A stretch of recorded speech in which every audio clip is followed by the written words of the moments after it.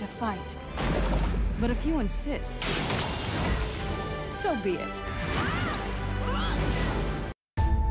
Welcome to the HGC Europe. We're in the middle of a series between Team Expert and Tricked Esports, and they have currently up 2-1. Tricked Esports, that is, and they've had some incredible plays, especially in the late game. Calidor has some stuff for you. Exactly. We're going to jump into one of the scenarios where the game, just before it ended, the last team fight there was pretty cool. So just to cue in a little bit, if we're looking at this is on level 22 for both teams, 24 minutes in, and the situation is that right now we had a push with the Dragonite at the bot lane. On the way back, Tricked is going to try and take this camp here, and as you can see, we have... Sorry, it was not Tricked, it was Expert who was trying to take the camp, and Tricked was invading it. So just play it forward a little bit slowly here. We're having them invade onto the Siege Giant camp, and if we play forward, we can see it all the way up to the bottom already. Leoric starting to make a play for Murden. Let's stop it right here for a second. As you can see, all the way up to the back here, we have Falstad, and he is going to go for that Mighty Gust. So right here, 3 heroes are going to be targeted by this, and the big part is that at this point, Muradin, of course, is already dead. So they are able to eliminate the tank. That was Alex over here, stunned out by Muradin, but it wasn't enough. The Drain Hope eliminates him. We have Knabbe right behind him, and this Gust, as we just now start to play it forward again, is going to have the biggest impact ever. No escape at this point, and Nubarak dives in from the top. Nick is saved for a second, but the stuns are still there, and everybody is collapsing on the targets. With Greymane dying, Muradin already gone, it's a cleanup job. The only hero that is able to escape at first is Thrall. Watch for a second ADRD as he's trying to take down Eternal, making the portal move here. Even that doesn't work. Alex even with an Entomb over the wall, trying to grab Thrall. That didn't work. Thrall in the end is able to take down Greymane, but it didn't really have an impact anymore. We already have 4 men walking over towards the core, finishing the game. That was a great fight there for Tricked. That was a wonderful fight for them. The great pickups on the tank. Just solid play there from Tricked Esports. Let's figure out things close out on the next battleground. Let's find out where we are going. It's going to be, oh wow, Warhead Junction. Wow. All right. This is once again Tricked just... yeah, having to face off against Team Expert on a map that Expert chose and has probably something prepared for. And I want to highlight again how important this game is for these teams. The playoffs is the important part here, of course. Tricked was able to take down Synergy, which was very crucial for them so they don't end up in the Crucible. But now every single position that you can gain in the ranking is going to be a huge relief heading into the playoffs, since you will have to play one less match. And the important thing to note here is not only about the direct comparison between the teams of Tricked and Expert, it's also them trying to surpass the Playing Ducks. Yeah, it's all about momentum here, trying to continue to climb up in the standings, get to the spot that everyone thought Tricked Esports would be in, and that was easily top 4, maybe even, or top 5, maybe even top 4 for the standings. So let's go ahead and go to Warhead Junction. Tricked Esports up 2-1. They need to secure one more victory, but with it being Warhead Junction, Expert obviously has something up their sleeves. And this has to be a play for Globals now again as well, because we have one of the biggest maps in the pool at this point. So Globals, again, they shine, they gain the extra value. So let's see what happens to Falstad, to Dehaka. How high is the priority? Tricked is actually thinking about banning out Dehaka before the Tassadar, which they usually did every single game. Yeah, they usually get rid of the Tassadar, but with them having finally the first pick this first time here, banning out Dehaka puts the pressure on Team Export to make the decision. Do they get rid of Falstad? Do they get rid of Tassadar? Which gives Tricked Esports that first pick choice. Now, Team Export traditionally doesn't mind giving away Tassadar. They've done it many times already in the past. Yeah, and right now you have to ask yourself really, what do you give up? Because as you said, Tassadar is one hero. If you ban out the Tassadar, Falstad as an early pick is going to happen, and he gains so much more value because this is one of the biggest the largest battlegrounds that we have in the map pool. So Expert faced with a tough choice. I think you just give up the Vala or the Falstad, and then you give Tassadar, you take away Vala, and you build out the draft from there. It's just Falstad with it being such a huge battleground. That's the difference between 1 nuke, 2 nukes, or 3 nukes, right? With the Falstad being able to rotate and use those globals. And you can really tell that they are struggling with their decision. They are, of course, asking themselves the exact same question, and they decide in favor of banning out Falstad, saying, no, we're not going to deal with the global, and also we're not going to deal with Eternal, putting so much pressure onto our front line and using these gusts again. So Tricked Esports now is in a spot where they pick Tassadar or Arthas, as I was about to bring up. Arthas is the hero they wanted. So they prioritize Arthas over Tassadar. That's how strong they think the hero is. That leaves Tacita open, and we know that players like Aethero, they love their melees. They oftentimes go straight into... Okay, this is gonna get awesome. Okay, it's they Monkey got City time. into Illidan's. This is what Aethero does. So we have an Illidan chosen, and we have a Zagara. This is gonna become fun.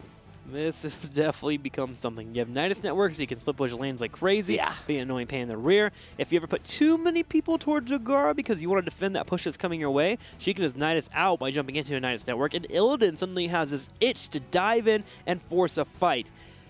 It's going to be a good one. It's also not only about Illidan's abilities in a team fight. Illidan is also very good when it comes down to taking structures apart. Yeah. So if you commit to chasing down Zagara and you leave Illidan alone on lane, Illidan is going to say, yeah, well, thanks very much, boys. I'm going to take down those towers now, and then I'm going to take straight care of the fort as well. So this is something that especially the Koreans have done for a long time, where you see Illidan players being hyper-aggressive against structures, just saying, if you leave me alone on lane, I'm going to take that down. What do you think about... Okay, well, there's Abathur and Zeratul. Okay, this is cool. I like this. This is awesome. So Zeratul Abathur is kill potential. Abathur is pseudo split pusher to help out with the Zagara that's coming their way. He can kind of mitigate until someone actually gets there for the fight. I was going to ask you, what do you think about Brightwing eventually being in the draft here for Trick Esports so they could deal with Illidan and have a global? But Abathur kind of answers that question, especially with Zeratul being here. Yeah, Brightwing is a... Yeah, she's missing out there. Just wanted to toss a question up. You know, maybe there's always something there. The Polymorph's good against Illidan. You know that you're asking someone who always hated Brightwing, right? You hated Brightwing? Yeah, I don't like Brightwing. She's so nice and cute. I'm not Gilly. Oh, that's fair enough. The hair should have been a dead giveaway. All right, you're right, you're right. I messed up on that one. That's my bad. That's my bad. Gilly is pretty unhappy that Brightwing has such a low priority right now and always waiting for that one hero to bring her back into the meta, but I was never really a Brightwing fan. Don't worry. They had a problem in one of the earliest versions of Heroes with a voice line. And ever since then, when you observed, it was always Brightwing looking for friends. And like that little frog she is, and it annoyed the hell out of me. And ever since then... Why don't you just turn the global sounds off and just be okay with it? I can't do that during a cast. That's fair. Well, Goldan's banned out. This has been a massive pickup for Trick Esports. They love that hero, and now Greymane's taken out for Esports. Look at what hasn't been banned out. Tassadar. Yes. So Greymane prioritized as a ban, not wanted to deal with the Illidan Greymane, but leaving the Tassadar open. So Tassadar all of a sudden went from, we are banning him out first in every single draft, to we don't care about him whatsoever. So that's an interesting part on the side of Tricked. And they, of course, with Zeratul Abathur they are going hunting. They're going to try and jump these Zagaras. They're going to try and just like jump the backline. If there's a support, for example, that they can easily take out, they're going to try and do the same thing. This is also going to be so awesome from a European perspective, because if you are a fan of European Heroes of the Storm, you've probably seen Eternal at some point on that Zeratul, and it was always just amazing. Back in Na'Vi times, good. He was the playmaker. He's the one that brought it. Well, think about it in terms of bans also here. The Tassadar, if it does get picked up, and it has not yet, Arthas and Zeratul and Abathur can handle that. First off, you can drop a Void Prison on the back line, maybe hit 1 to 2 people, particularly the Tassadar, and then you can put all of your resources in dealing with the Illidan. You make a thorough play super safe at that point. So Trick Esport was okay with getting rid of the Greymane and keeping the Tassadar up, but Expert not biting yet. They grab Tychus and they grab Malfurion. Yeah, they have Malfurion now, so they're still missing their tank. And for Tricked, how do they round this up? There we go. The Vala and the Rhaegar. God, this is good. This is going to be a fun one. You have the Zeratul gank potential with Abathur hats, and then when you get to the late game, you have Vala with the attack symbiote speed. I'm just a happy fan at this point. I'm looking at the draft, and I mean, no matter how this game ends, this is just going to be fun to watch. This is going to be awesome. So we have the Vala here for the backline damage. Zeratul is someone that we're going to watch out for a lot. Abathur also, not only with the Zeratul as a threat, but Arthas with Zeratul helping him out is just so strong. It's crazy good.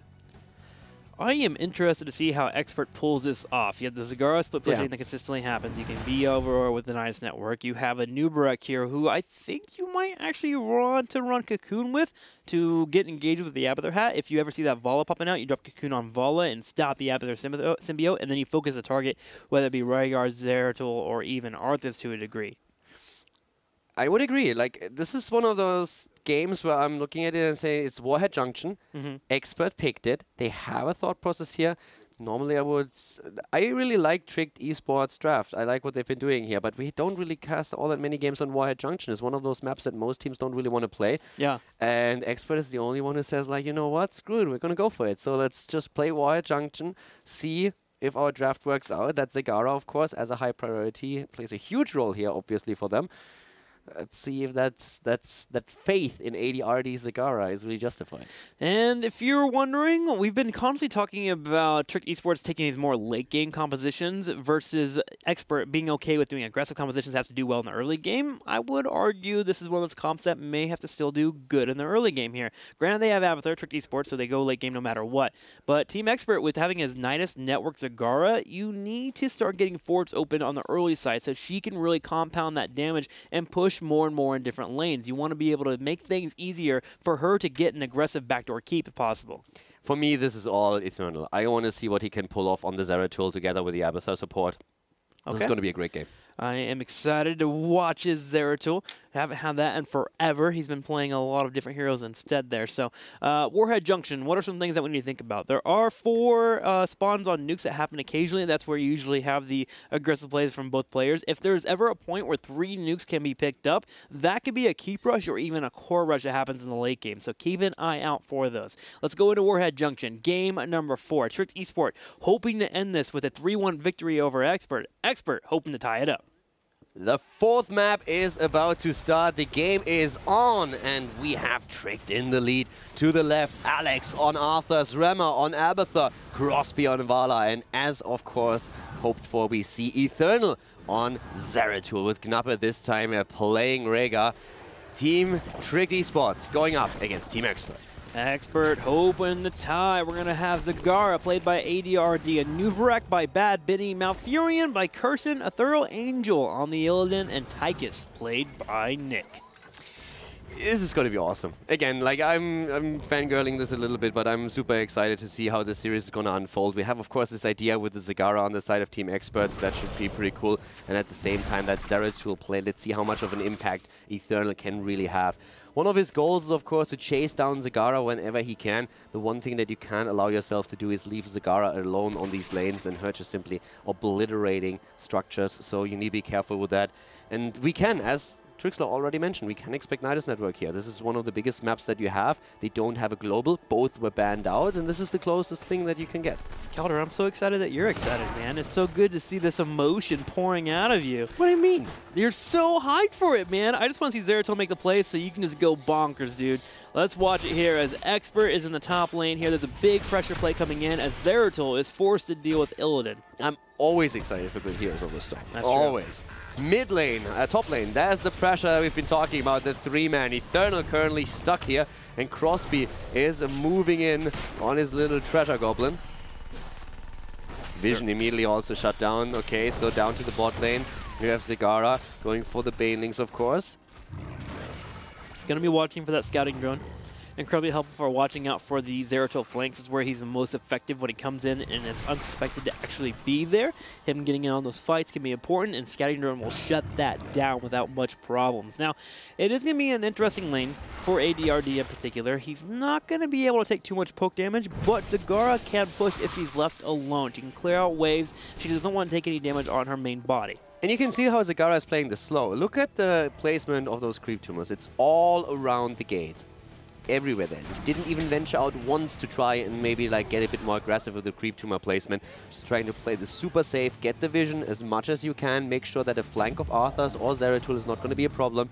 It's not only about that Zeratul. Yes, we've been highlighting him, and him together with the symbiote can do a lot of damage. But if you get rooted by an Arthur that moves in against you and Abathur jumps on Arthur's, you are still in trouble.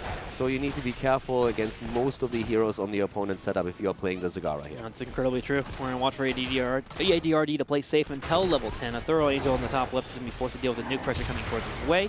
The nuke was dropped off. For those that do care about it, if you drop the beacon in the middle where you see that little icon, you actually do more damage. However, the idea here is just immediately get the nuke down and then burn out the turrets. You're more excited to actually get the experience off the turrets than you are to kill a fort at this stage of the game. And you also want to try to take down the fountain. That's one of the most important parts. Very true. Kill the fountain, get a lot of pressure on against those towers, and then grab the experience, as Trixler just explained. So super important when you're doing this. So always try to place the nuke between the towers and the fort, and not just hitting the front line there. Oh, good kill. Expert. Well done. Seeing the Zeratul, locking him down. And that is a massive pressure play at that bot lane all of a sudden. 4 heroes jumping in. Abathur is trying to help out a bit, but that wall is just razed to the ground. Well done. Yeah, 2 things really netted for that kill. We had ADRD dancing between the minions to make it harder for Zeratul to click on Zeratul and get that takedown. And then he danced along so long the Expert was able to rotate to the bottom left and get the pick off and apply that pressure that you mentioned. Now, Tricked Esport does answer back by putting pressure in the top. There are a couple of things that make this a hard combination for Illidan to go into. One, Ball is able to drop down her Hungering Arrow, which she's building into Hungering Arrow 4. If that connects with Illidan, it does damage. And 2, the totem being dropped by Illidan does slow down his progression for moving in and getting those auto attacks. We also have right now a support build on Abathur, so him going really into the shields on level 1, on level 4 as well, so just trying to help out with sustain during these fights a bit. They have more or less 1.5 supports if you want to count that. And yeah, same time now, Medusa Blade's taken. Also, Zagara still positioning herself at the bot lane. And that's very good vision for them. It's one of the reasons why Arthas will have to make his way down to the bot lane every now and then just to take down these creep tumors. He's currently, together with Rhaegar, I'd say, the 2 heroes that will have to take care of that. Yeah, they do it the most efficiently. Zeratul could, but he has to cleave with his Q, and then you're spending mana, and you're not ganking. Not worth it at all. Now, the Abathur build kind of yells out to me that we're going to see a hat on both Arthas and Zeratul majority of the time. Vala is going to be on the safe side, poking on the back of the fight, and dropping in her Qs. Yeah, and currently ADRD is apparently trying to get a bit of a prize for his creep spread down there. If he continues that way, then he would make Jaedong proud. But Grosby is starting to move in and starts to take at least a few of those creep tumors down. It makes me sad. Some people don't actually even know who Jaedong is. Ah, come on. Everybody knows who Jaedong is. No, I mean, you asked Red. He doesn't know StarCraft life, man. It makes me sad, dude. Jaedong, the legendary Zerg player. We all love that guy. All right, big play here at the bottom. Curson on the right side is being locked down. Tricked Esports is going to go for a play. They take down Malfurion. A thorough Angel dances in, but he won't do much there. Yeah, that was really well done also by Tricked. Seeing an opportunity, moving in, Abathur being ready immediately. Communication once again is of course key here on this level, and we have Eternal now starting to chase ADRD. And gets a bit of damage in. If Arthas follows that up with a Howling Blast fast enough, it's probably in cooldown here, then they might have a shot. But they are still about to grab 2 of these nukes. Problematic is still the push up at the top lane though, so Expert is still trading quite nicely. Yep, 2 nukes being grabbed here. They can put pressure wherever they would like. They can go for the 4 on the bottom right side, and they are doing so. And start clearing it out. They're going to spend 2 of these nukes and we'll clear out the turrets, get some damage on that fort. Do look at the experience though. Expert still ahead here, 9.5, and they have the potential to get level 10 in the top as the Mercenaries are pushing in hard with the Nubarak. Yeah, Nubarak together with the Mercenaries is, or should be able, probably not quite able to take down the fort, but that's a significant chunk of hit points he was able to eliminate there. Eternal is starting to pressure him a bit and pushes him back for now. So, Bad Benny is actually trying to bait this a little bit. Well done, and Nick should confirm the kill with a grenade, and there we have it. Baited. Eternal having a hard time here with these ganks. Oh, Cocoon! Okay, that's a top 5 fail right there, but they're still going to get the kill, I think. They're going to try to. There it is. Finally getting the takedown. A bit of a miscommunication, but it works. That just feels bad. This is a typical case of feels bad, man. We have Hunt being used by Illidan, charges in, and then the Cocoon hits. And at that moment, Ethereal Angel was probably, dude, are you kidding me? Yeah. Well, we do know what Team Expert wants to do now. You could say he was not prepared. Am I upsetting the master of bad puns now? I don't know, man. That one goes a little bit too far. We've heard that for 2 years now, Caldor. Yeah. But I'll give it to you. You get a point. To the next 2. 1 point to Gryffindor here for Caldor. All right, Boss being focused down here. Team Expert with that lead gets the aggressive play. Now they can push in this top lane. And do remember, they do have a nuke on their purse, so they can get aggressive. Yeah, they indeed do. So they have the nukes still available. We have level 10s on both sides by now, of course. That also means we have the Void Prisoners set up. And Arthas is actually holding his back for a bit longer, but he still goes into the army here.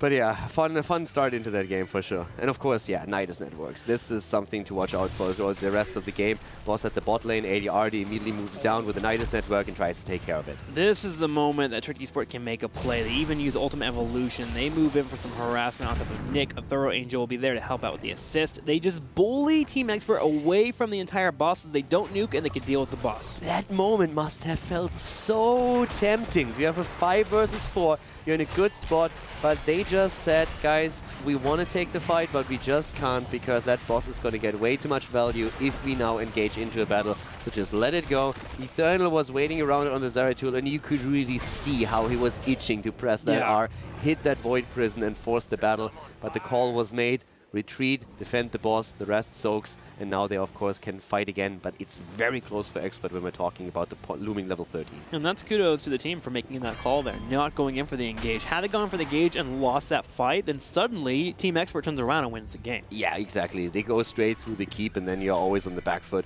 But now we have a few nukes taken on the side of Team Expert that could really lead to a few more structures lost. So Trick is looking to see if they can maybe force a battle here. Keep that Void Prison in mind. Keep that Void Prison in mind, indeed. Expert will be forced to do that. Now, Trick Esport, when they do start to group up, this is where they get much stronger than Team Expert because of the Hunt, Cocoon, all of these things that require isolation and pickup will be difficult to pull off, so Trick Esport is staying together much more than they normally would. Amethyr is able to soak the top and bottom lane, especially when he starts to get to his level 13 and 16 talents where he can start to clear that out. I actually wouldn't mind seeing Assault here over Bombard just so they can clear out those mercenary camps. What I really like as well is that we are currently in a situation in which particular Expert is actually doing a very good job with the camps. Trick is trying to meet this right now, but overall during the series, not only on this map now, we always saw Expert playing really well around the mercenary camps, always getting a lot of value out of them and just enforcing that with additional globals. So it's pretty cool. But the thing is, they're still down in the series. Trick is 2-1. If they win here, they take the best of 5, and that would be a pretty heavy blow to Expert, who in the first part of the season was one of the teams that stated outright, we want to push into the top 3. We can make it. We are right there at the doorstep. We can make that happen. Yeah, and the only way to make that happen is to actually beat the teams that are lower than you in standing. So Trick Esport coming out and really showing that Team Expert might have some weaknesses they have to work on. But again, the series is not over. It is still a best of 5. 13 does hit here for Trick Esport. And let's also point out again that we have Team Expert playing with the Thera Angel over Blade today, so not their usual team member as a substitute player for them, but they have played with him in the past. They practiced for this. This was also something that they knew would happen, so it was not a case of Blade just simply getting sick on the last day and they didn't have any time to prepare, but still worth pointing out. We are in a standstill for now. This is going to be something that will be managed until we have the nuke spawning relatively soon here. 2 nukes are over for Team Expert, so they definitely can make a play if they're able to move across the map. Trick Esports has been doing things to make sure that does not occur, though. Setting up in the bottom left, having Zeratul on the bottom, not showing where they are, so that means a gank could come to Expert at any point. So Trick Esports doing what they can here to make sure to survive. Both of the teams are playing a lot around the mercenary camps that are available on the map and around vision that is available. So that's what we're seeing the entire time. There's a lot of dodging going on where you're not really trying to engage into the opponent. And especially for Expert, this is completely understandable. They're trying to use Zagara as much as they can. But here comes the forced fight. We have Bad Benny moving in, not hit by the nuke here. Good damage dished out by Trick, but not able to force the team fight they really want. So they drop that down so they can get turrets here low, but also so they can pick up multiple nukes if the opportunity does arise for itself here. So Trick Esport will move to the top left and the top right, take 2 of the nukes out of the 4 available. 2 others can be grabbed by Team Expert, which will put them, what, up to 4 nukes on them? Yeah, and Zagara, if you just look at the bot lane, she was very hesitant to move in and just at the last moment decided to finally make that move here. So now we have 4 nukes against 2 in favor of Expert, but that's also because Expert wasn't able to use the nukes yet. So they've always been holding them back, but it makes now, of course, a play on their part super, super scary. If Trick, on the other hand, wins a team fight, then these nukes drop. And now we have the Tomb of the Spider Queen effect, where if you have so many gems on one member, they're afraid to actually go in for a hard engage because they could lose those gems. Now we have these massive nukes that if they get dropped here, they get picked up by Tricked Esport, or if Team Expert wins a fight, then Team Expert picks them up, and that's where the game can start to end. This is where it gets so timid for both of our teams. In particular, Illidan. If he dives in and gets locked down, he doesn't have meta to get out. One big difference to Tomb of the Spider Queen, though, you can actually drop these nukes in the middle of the fight. You can't really throw the gems at your opponent. That's true. The Spider Queen. It would be really funny, though, but yeah. That's totally true there. So we have Eternal coming in for a big aggressive play on the right. There goes the Void Prisoner looking at Curson. The Ice Block will be used for the full duration. Alex Aproji is going to be dropped in here in the Cocoon, and Expert's turning around for the fight, and Sesker healing does connect. 8 yard is low, gets the cleanse, the potential kill against Rubberballer. Alex got Cocoon for a second, but they are able to get the kill here. Again, communication problems on the side of Expert. We're going to mention that in a moment, but first of all, we have a look at 80RD as we see Eternal going in to secure the kill. And that is 2 nukes that are dropped from Team Expert. They only have 2 on them. Alex and Proji grabbing the 3rd one here. Crosby even tanking the minions so he doesn't get interrupted here. Nappy on the left side goes in for a bite with 5-member up. Tricked Esport can move in to grab a boss. And once again, we have this situation where the heroics are not properly timed. We see the Ice Block on Malfurion as he is under pressure, and then the only target next to him is Arthas, and Arthas gets cocooned, and immediately after coming out of the Ice Block, we see the Twilight Dream being used that hit no one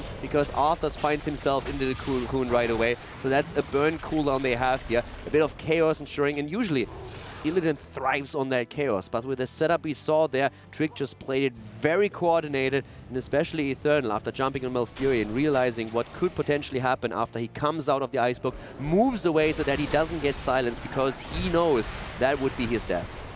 Now Trick Esports have a win available for them if they're able to take out this keep. They even put Arthas here on the Ultimate Evolution. They have 2 nukes available. They want to get this boss as soon as they can after the front line. Now Illidan did grab the boss on the bottom, so there is a time bomb set up here for Team Expert if they're able to defend this push. There's the nuke already being used, so we still have a 2-1 nuke scenario. This could be core. If someone dies now, Trick might be able to win the game right here. They still have 2 nukes. That's a lot of damage. Alex moving in. No copy. Cocoon is already out. Void Prison being used in the backline. Void Prison to stop the engagement. The hunt pulling in. We're going to have Bala being focused here. The Ancestral comes out immediately there. Not the most efficient one, but one that does keep Crosby alive. Crosby working in auto attacks. Talking about being alive, Alex keeping himself alive here. Bala moving away, and so far Expert is doing a great job with the defense. Alex is running low on mana as well. Another big aspect. Illidan is chasing them the entire time. Crosby falls. That's the first kill. A second one confirmed as Arthas is eliminated. And still 20 seconds on the cooldown for Hunt. Illidan not able to follow through even more. And here is a big problem. The boss pushing in the bottom left is getting a keep, and there are 2 nukes spawning. Team Expert for now will give up the one on the top here. Nape and Eternal possibly going in for a play. Yeah, there's 76% on the core for Expert, but Trick was not able to deploy those 2 nukes. It would have been huge, but now it's Expert trying to make that play happen. They move down, they have a nuke available, they use it immediately. The boss is moving in, and we all know how much of a threat Illidan is to this. They're going for the race, they're moving in. This is a double nuke hitting, and it's hitting hard. Expert is about to lose the game. Oh my god, they actually lose it. 8% on Tricked Esports core as Tricked Esports wins the series with a 3-1 victory. Incredible heads-up play there. The double nukes helping them burn through an 80% core. Remember, the boss took it down 21% of it. Solid job there by Tricked Esports. A nail-biter to end the series, but Tricked Esports pulls it off. 8%. That's 2 seconds. In 2 seconds, they could have burned this. This is one more cooldown coming off, and them just going in with the ability. Tricked wins the series with a 3-1. This is exactly what we've been talking about heading into this. We have a 4-game series, and Expert just has lost a massively important game. Yeah, a massively important one. They start to fall down the standings here a little bit. Tricked Esports on their way up. And you got to kind of wonder, what if Zagara maybe just kind of all in on the core too there instead of coming back to help defend? Little things like that with Warhead Junction are very hard for pro players to kind of weigh out. What do you get the win for and what do you not get it here for? And it just doesn't pay off. Tricked Esports with the quick shot call. Coming back at that moment was so important. I was really thinking, okay, what if they used those nukes before? Could they maybe have like pressured the core even more and then just committed all out on it? They moved back, and it was really important that Illidan didn't have a hunt available. They killed 2 targets. Vala was down and Arthas is down. If you get another kill in that scenario, you are all of a sudden just like talking core immediately. There's no comeback mechanic at this point.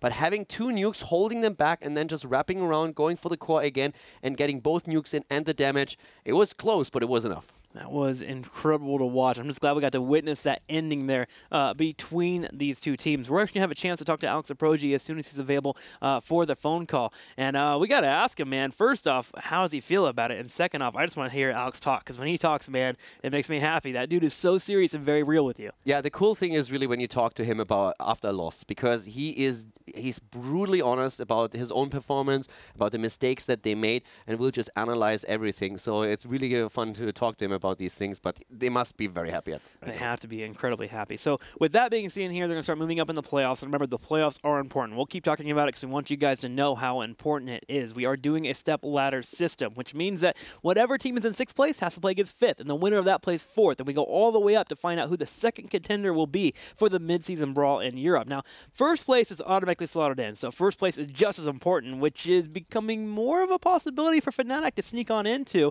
with Team Liquid not doing as well as many people are thinking they should be doing. And it's also one of the things that's important to them because, well, we heard Shrimby talk about it. It is in Sweden. So, of course, they don't get to travel, which is a bit of a downside. But at the same time, you have family there. Everybody is going to be coming in to watch you play. And so they want to perform in Sweden. So them hitting 1st place, that would be a dream come true. Not having to worry about the playoffs, that would be great. And the playoffs themselves, the position and ranking matters so much. And with this victory, we are all of a sudden seeing Tricked Esports on the exact same match score as Team Expert. Man, the home and field advantage would be great for Fnatic there. Yeah. You've been to Sweden before. How is it? It's actually like really fun, and especially with Fnatic. Like the last time when we saw there was like big signs also the Fnatic team, because of course when there's DreamHack in Sweden they try to promote it a bit more as well. So for them it felt really cool. They were just like walking around and having a good time, enjoying it. And Sweden is always fun. Oh, I can't wait, man. It'll be the second time that I've actually traveled outside the United States. Katowice was actually my first time I ever left, and that was a fun experience. Lots of cool esports stuff going down. Good food. Good food. Sweden's gonna be great, and of course Taiwan's right after that too. So many cool things for us to do in the next coming weeks. Again, this is week 7. We have 3 more weeks left of HGC to find out who will be going to these tournaments to play. So with that being said, we have to also consider Expert versus Tricked Esports. What if Expert actually defended there and we go into game number 5? Would Trick been able to actually handle that pressure coming their way? I think they're really good at handling the pressure, and it's also, if you lose on Warhead, I don't think you're going to worry about that too much. It's still a bit of an odd map when we are talking about what's usually being drafted as next map. So I think they would probably just been sitting there as like, guys, it's fine, it's Warhead. Didn't work out for us, but now we have the map choice, and we can just like head into a familiar battleground. Well, it looks like we finally have Alex Aprogi, so we can talk to him ourselves. Alex, thank you for joining us. Hey, hello, fam. How are you? I'm great. Alex, how are you, man? That was a bit of a nail-biter. Yeah, that was like pretty all right, I would say. I am happy with our performance and pretty crazy ending. Like, Gnabe is the one guy on the team that never calls. And he calls for the call, and then we win because of him. So we give kudos to Nappy there. Yes, like Gnabe is the new shot caller for the team, no doubt. I mean, no doubt he's a new shot caller. I mean, let's talk about Nappy. He had an excellent performance today. His Malfurion on Dragonshire was wonderful. The shot caller there. What's it like to have such a great support for a backbone? Like, good support is the way to a good team, so I think Gnabe have performed both today and yesterday really great, and I think he's a big reasoning of why we won. Awesome. Well, over to Caldor for a question. First of all, congratulations, of course. You guys made a big leap, not only with the match that you won against Synergy, but now also today, so must feel pretty good, right? Yeah, I would say so. I love you, Alex. I just want you to know that. You're the best. Straight up, man. You're so real with everything. Let's talk a little bit about Warhead. So did you expect that map to come out, and did you have a strategy prepared? Or was this one of those things where you said, we didn't even expect them to choose that map, and you just YOLO'd the draft? Or do you have actually a strategy there? The team atmosphere was kind of like, we suck on this map, we don't know what to do. And they decided to give us Arthas, so we took Arthas and we won the game.